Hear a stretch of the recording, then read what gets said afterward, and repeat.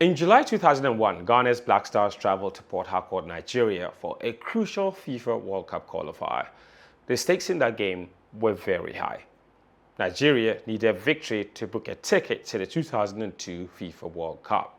Liberia, who were just behind them on the table, prayed that Ghana would get a result against Nigeria and they would qualify in their stead. On match day, the Black Stars lost by 3-0. They had a man sent off in that particular game and the performance was shambolic. But that performance meant that Liberia's hopes of going to their first ever World Cup were completely dashed. But what happened after the match was what triggered one of Ghana football's most controversial scandals. You see, after the game, the Rivers State Governor, then Peter Odili, hosted Team Ghana's delegation to a state dinner. At that state dinner, he handed them $25,000 in cash. The money was received publicly by the then Ghana FA chairman Ben Kofi, with the Deputy Sports Minister Joe Agri also present at that particular dinner. And to be fair to the Honorable Peter Odili, Nigeria's team, the Super Eagles, also received a prize, a much larger sum, I might add. $75,000 was how much they got for qualifying for the World Cup. Now, at first, it seemed like generosity, Nigerian hospitality, if you like. But when the news broke months later in Ghana, well, Ghanaians were outraged. Everyone was furious. The fans and critics alike, they all called it a bribe.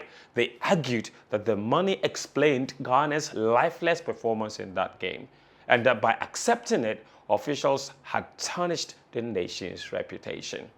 Even in Parliament, the minority, led by Abuga Pele, was furious. They called the acceptance of the money unethical, corrupt, and a stain on Ghana football. They gave government a November 30 deadline to investigate or face legal action.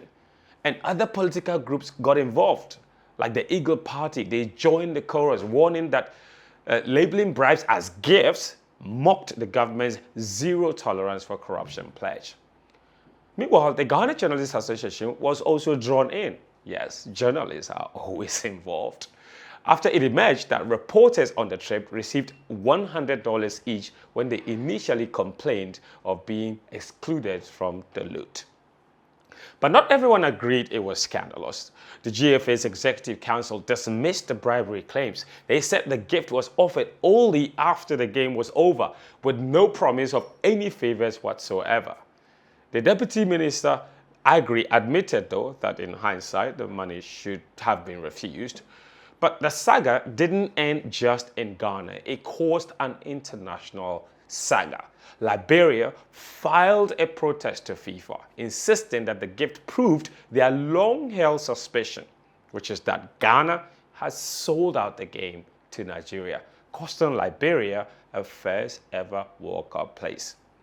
FIFA, of course, got involved themselves, demanded explanations from Nigeria, and the Nigerian FA flatly denied any wrongdoing.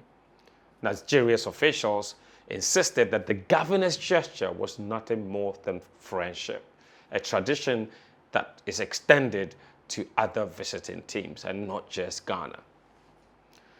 Well, what about the players? The then Black Stars captain was CK Akono. He was caught in the middle of all of it. He described the whole controversy as unfortunate and embarrassing. He urged Ghanaians to move on and focus on the next big task, which was the African Cup of Nations coming up in Mali in 2002. But 2 decades later, the $25,000 affair still lingers on. A reminder of how blurred the lines can be between hospitality and corruption. And most importantly, how easily sport can be entangled in politics.